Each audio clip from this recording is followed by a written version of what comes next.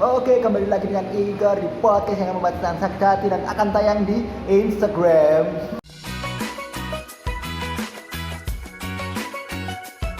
Instagram. Instagram dong. Tapi ini berarti isinya tentang ini ya, Apa? kesakitan hati.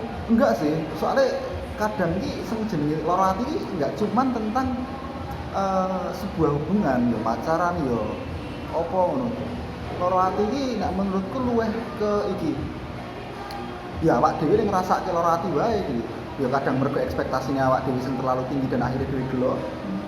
Terus karena rasa sing awak dhewe iki ra iso duweni kaya wong liya. Dadi rasa iri ngono lho. Akhirnya dadi lara hati. Tapi sakit hati itu karena kadang kita belum bisa menerima keadaan. Nah, itu juga belum setuju. bisa menerima diri sendiri, ya akhirnya ya kembali lagi ke ekspektasinya, harapannya terlalu tinggi. Benar sih. Dan kali ini saya bersama dengan seorang adik Mbak, adik lah, Dek Muji. Dek Muji ini adalah lulusan Untit ya. Universitas Negeri Semantit. Apa sih? aku kasmatit gue pengen ngomong buyang. Kak, kaosnya belal banget ya. Iya, emang wis. Ini saya patut tak nggo soalnya aku sih cocok. Tapi dino-dino mesti tinggal. Iya, soalnya aku emang sih cocok dadi cah SMA sih. Soalnya ndek kelas ya, males gitu. Jadi bangkane tulisane partai nganu Haringan tahu. PewDiePie. Dan Ini saya habis suntik ya. habis suntik Masih ini. kemeng-kemeng gimana? Suntik sing kepiro? Satu. Baru pertama. Jadi saya nggak vaksin karena kemarin saya ditinggal sama teman-teman kantor. Oh, butuh vaksin Bukan ternyata. vaksin, suntik imun. Suntik imun. Suntik vitamin. Suntik vitamin. Oke, kali ini kita akan membahas tentang rada apa iki jenenge? Toxic parenting. Toxic parenting. Apa tok wiji? Asli aku sumpah.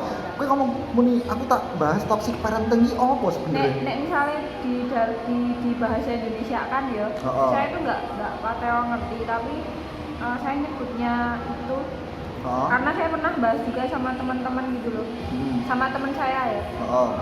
Kayak aku sama teman aku, sahabat aku, tetangga aku, kita sama-sama punya kondisi keluarga yang sama. Maksud aku tuh kayak kondisi mental yang sama. Itu kita relate banget. Kayak dia punya kakak laki-laki dan dia punya bapak ibu. Terus dia di keluarga juga tidak merasakan kebebasan. Nah gitu-gitu. Itu karena pengaruh dari parenting kedua orang tuanya sih. Oh gitu, berarti mergo apa ya? Aku ngomong apa sih? Iya sih. Ngeblank. Berarti mergo karena nggak dikasih sebuah kebebasan, jadi menurut kamu itu adalah sebuah cara yang toksik untuk merawat anak. Apakah seperti itu? Ya kurang lebih seperti itu. Tapi di sini kan menjelaskan toxic parenting itu mengarah pada perilaku orang tua yang tidak memperlakukan anak mereka dengan baik dan menyebabkan anak mereka merasa bersalah, ketakutan dan merasa harus berperilaku sangat patuh pada orang tuanya. Saiki aku mau bahas ini ya. Ini menurut pandangan pribadi aku, kalau misalkan aku kan belum punya anak, tapi mungkin di luar sana akan banyak seorang ibu yang bakal ngatain aku orang dia anak, aku ngerti apa kayak gitu. Justru dari situ, karena aku punya pengalaman, aku selalu melihat kedua orang tua aku bagaimana, kedua orang temanku bagaimana sikap sama anaknya, orang tua di luar sana juga aku seneng banget ngamatin itu gitu. Jadi aku sebisa mungkin tuh aku nggak akan menjadi sesuatu yang buruk, yang menurut aku buruk itu aku perlakukan ke anakku. Misalkan kayak gini ya, sampai orang tuamu Kristen juga. Ya Katolik lah. Katolik semua ya. Maksudnya Katolik pun kamu iya ya. Iya, toko santai wae gitu loh, bahas slow wae ngomong. Membebaskan dirimu untuk memilih agama yang kamu mau loh. Setelah kamu belajar banyak hal tentang agama. Sebenarnya gini, nek orang tuaku ya Ki nek aku lho, iku lebih bodoh amat sih. Pasti bukan bodoh amat, nek orang tua aku lebih ke iki. Kaya ya kowe kudu melu carane ibu karo bapak. Nah itu.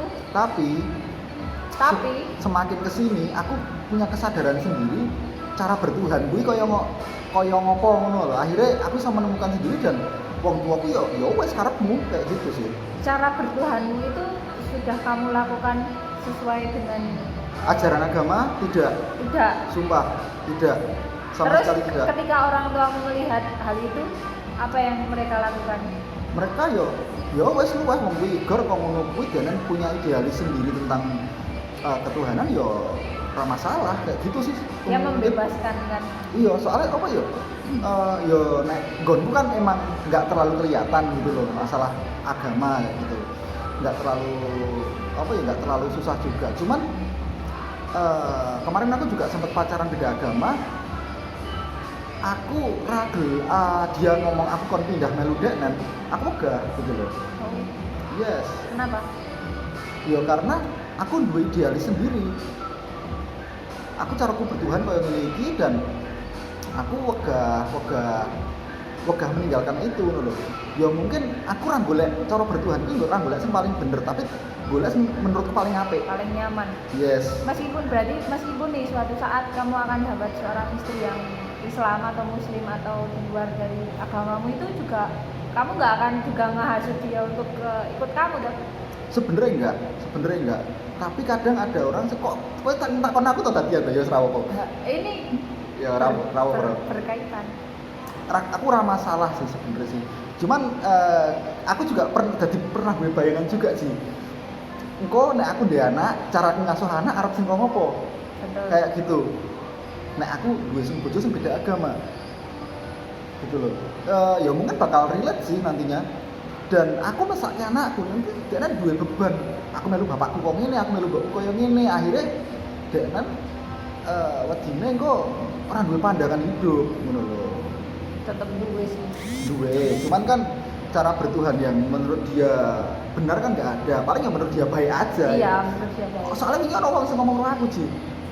Ono wong sing ngomong karo aku, Igor kuwi nek karo Tuhan kuwi ra taat, tapi akrab. Apa sih? Padahal aku juga selalu berusaha untuk mengakrabkan diriku dengan Tuhan ya. Tapi kadang cara kita mengakrabkan diri dengan Tuhan itu tidak terlihat oleh orang lain. Bener. Cuman gini loh, kadang kita punya cara masing-masing untuk bertuhan sih sebenarnya sih. Kita punya cara masing-masing untuk bertuhan dan ono wong sing memaksakan ki lho paling bener. Tapi lho mesti di seseorang itu paling apik. Jadi kadang kita juga punya tekanan mental, kita juga latih. Menurutku ngono ki kurang apik sih. Kayak gitu sih. Sekarang berkaitan sama orang tua kan, berarti kan orang tua ini Mas Igor juga membebaskan diri. Mau gimana pun Mas Igor nantinya tetaplah menjadi orang baik seperti itu kan. Ya sebenarnya kayak gitu sih. Tapi ada hal-hal yang kadang bikin seorang anak itu selalu menyalahkan orang tuanya. Ada. Berdasarkan bagaimana cara orang tua ini berperilaku kepada anaknya. Kayak kalau kita di agama saya ya. Jelas ya, agamanya apa ya? Konghucu. Tidak dong. Kalau di agama saya, yang saya nggak mau menyebutkan apa itu agama saya. Ya itu. Up to you. Up to you. Serah. Berkaitan dengan value-nya moral kita di Indonesia, Jawa, kita harus patuh terhadap orang tua. Soalnya kan nek nenggon agamamu kan Gusti Allah, ibu lagi bapak kan. Nah, bahkan ada kayak gitu juga gitu loh. Dan kamu tahu nggak sih kalau di agama ini juga ya, saya tuh dengar dari ibunya teman saya tuh bilang gini, kowe iki aja wani karo bapakmu lho, kowe aja benci karo bapakmu. Kenapa? Lah kenapa, Bu? Nek kowe benci karo bapakmu, kowe iso duwe penyakit kista. Itu sebenarnya hal yang di luar nalarku ya, tapi kenapa kenapa harus dikaitkan dengan itu, padahal misalkan ya kita kaitkan, saya harus menjelaskan kepada ibu ini bilang saya tidak membenci bapak saya hanya kesel aja sama sifat, sikap, karakteristik dia kepada anaknya yang materialis dan sebagainya kayak gitu-gitu. Tapi kenapa harus dikaitkan dengan penyakit kista, penyakit kandungan loh, itu penyakit kista. Jadi yang mana kalau misalkan kamu benci sama bapakmu, aku di sini nggak bilang aku jelek-jelekin bapakku atau aku benci sama bapakku, tapi ada statement yang seperti itu. Kalau kamu benci bapakmu, kamu punya penyakit ini, yang mana kamu punya penyakit di kandungan ya. Terus dan aku tuh baca-baca kalau Ista juga nggak akan bisa punya anak dan sebagainya, itu kan ngeri banget. Jujur ya, nek ngomongnya bapak, aku duwe rasa kelangan loro ati paling jero ku ya pasti tinggal bapak. Dan menurutku gini, aku gimana caranya buat ngubah mindsetku siji. Jadi kayak oke lah, bapakku kan rawono, tapi dengan rawonane bapakku, ya kuwi bapakku didik aku. Ya carane ben aku iso dadi koyo ngene iki. Jujur, biyen aku sak durunge ditinggal bapak. Iku aku iki gur ngono lho, wong sing introvert, aku merasa apa sih kelas 2 SMP waktu itu, kelas 3 nih aku baru merasa aku ternyata punya suatu tempat dan aku punya suatu talenta, kalau aku tuh bisa tampil gitu loh. Aku punya talenta sing emang koyone memang diwariski bapakku dari dulu dan aku bisa tampil. Makanya caranya mungkin dari SMP ke SMA bahkan sampai sekarang itu tak asah terus. Bapak punya skill itu. Yes, bapakku dulu juga musisi keroncong bro. Gitu. Tapi kalau itu kan emang bapakmu ngajari. Gor, ayo tampil. Enggak. Nek dulu mbakku emang diajari sama bapakku, bahkan dia pas mbakku isih SD, mbakku wis pegang bass pedot. Serius. SD. Lah tapi habis itu zamanku cilik juga diajari aku tukok ke keyboard, tukok ke apa. Tapi aku sama sekali ora pengen dolanan. Justru lebar lulus sekolah, iku aku goro-goro mbok pengen keyboard ya aku duwe band iki. Oh iya. Goro-goro aku ajar dasar sekolah bapakku, aku iso ngembangke dhewe. Lah mungkin iku sing diarani bapakku ngelatih aku dengan ketiadaan dia gitu loh. Itu good parenting, bukan toxic parenting. Ya kan toxic tapi mergo aku loro ati tinggal bapakku, aku mengubah mindsetku, akhirnya aku iso berkembang gitu loh Ji. Ya mungkin nek dirimu merasakan toxic parenting yang kayak gitu, coba diubah sedikit lah mindsetmu kayak gitu, nek saranku. Iya. Kalau aku sih, aku nggak mau ngomongin bapakku dan ibuku ya. Aku mau ngomongin kayak misalkan sikap-sikap buruk yang dilakukan oleh orang tua kepada anaknya.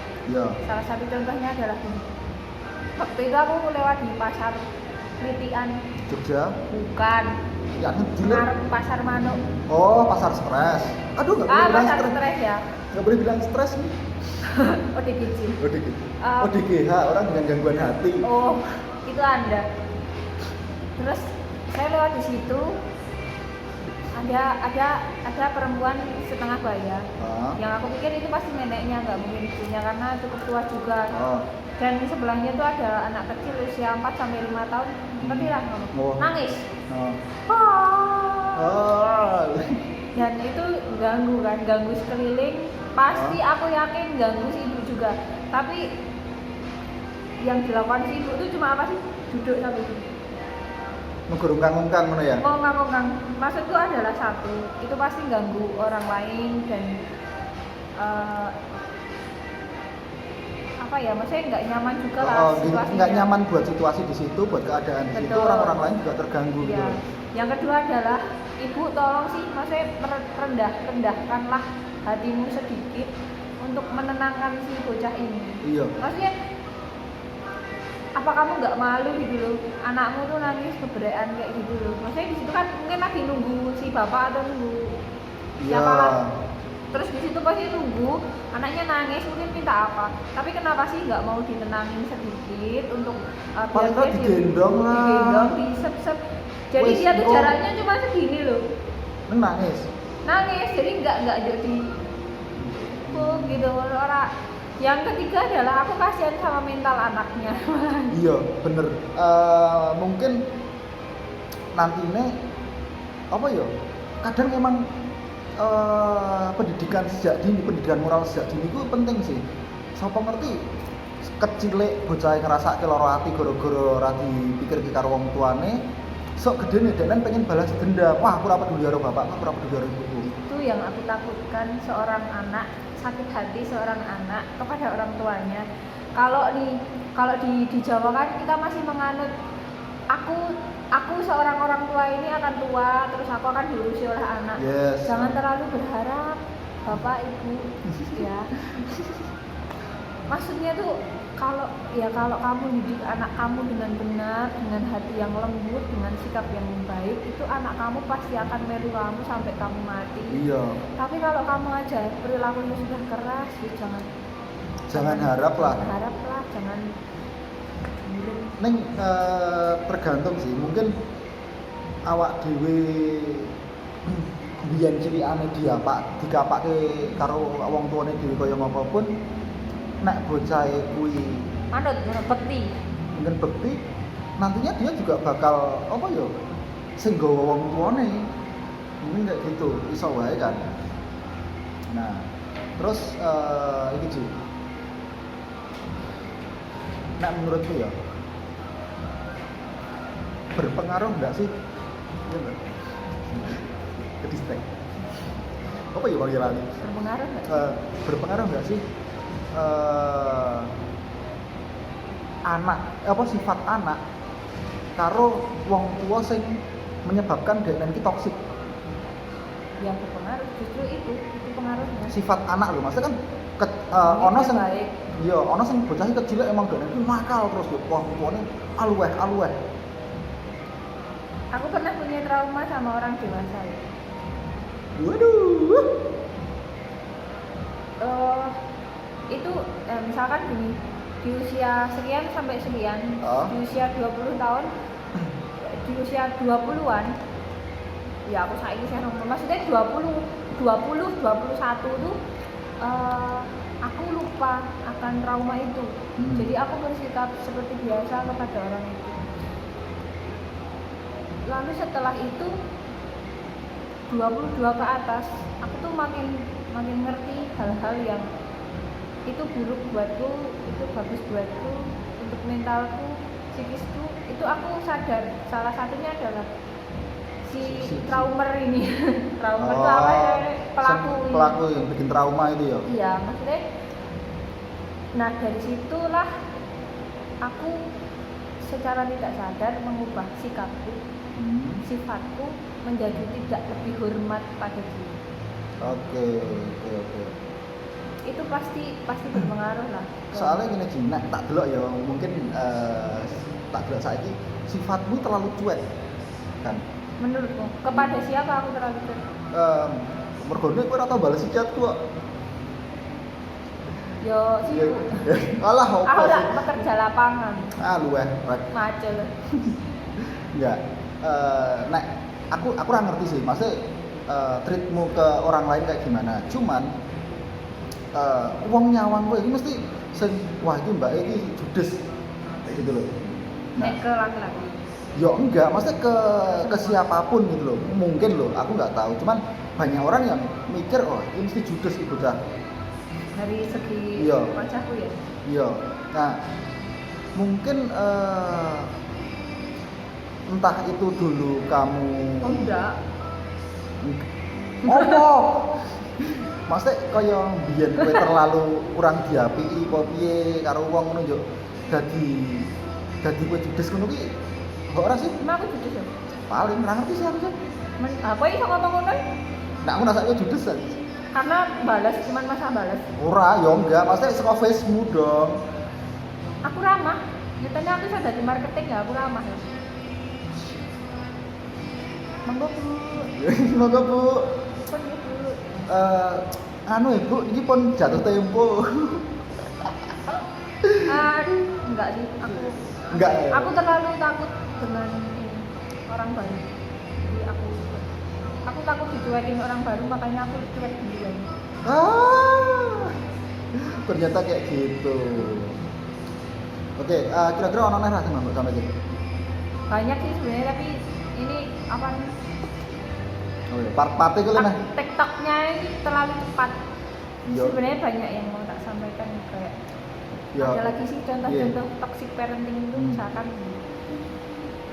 bu anak sama ibunya, bu mau itu kalau ibu yang baik, bentar ya sayang, saya ibu beli wortel dulu, beli tomat dulu. Nek enggak ya sesuk wae, nek Bisa apa karo aja. bapak. Kayak gitu kan bisa. Kalau ini misalnya njaluk jajan ya. Oh iya. Iso nukokke rego 3.000. Terus 4.000 ngono lah. Lumpia kayak apa-apa ngono. Oh. Bentar ya. Milih dulu maunya apa, satu aja, nanti kamu batuk wis kan rampung. Ada toxic parenting tuh gini. Bu, lumpia. Apa sih? Nanti lagi masih taboknya. Kok sih apa sih? Mana? Jadi dia meminta anaknya itu untuk diam dulu.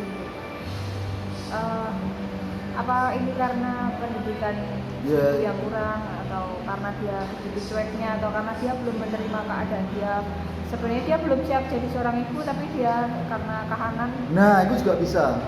Karena gara kahanan, dia mau nggak mau menjadi orang tua, dan keadaan yang memaksa dia untuk mendidik anak, yo dengan sepengetahuan dia aja, gitu loh. Kadang dia menerapkan ke orang dewasa, belum tentu yang dia terapkan itu cocok buat anak. Tapi dia nggak mau berusaha untuk menjadi baik gitu. Ya, emang gue nek ono wong sing apa ya wis jahati kowe ngono yo teko-teko iso mbok baiki dalam waktu itu. Aku misalkan ya Dizolimi, dinakali sama orang. Satu hari kemudian tuh aku masih mau ngomong sama dia karena begitu baiknya dulu. Tapi nek itu sama perempuan ya, sama laki-laki aku nggak mau. Nek kata temenku tuh aku sudah banyak bertemu laki-laki yang tidak sesuai dengan apa yang aku mau. Jadi apa namanya? Apa? Kayak apa ya, aku cari tuh Belum ketemu. Makanya nek karo lanang kamu punya salah, misalnya aku pacaran karo kowe ya. Aku kowe ana salah sithik ngono wis langsung benci kowe. Itu nek sama laki-laki, nek sama perempuan misalkan dia wis nakali aku terus mulai aku apaan lah nang ngarepe wong. Nang isi tetep iso ape. Aku isih masih mau. Iya. Ya nek kuwi mergo kowe iki rung bucin wae. Aku pernah bucin, tapi maksudnya ketika kamu salah pun kamu so sampai begini ya. Ya bucin kadang apa ya? Masa juga mungkin bucin deh. Ya oke lah, mungkin ini terakhir ya dariku ya. Aku ngasih saran wae.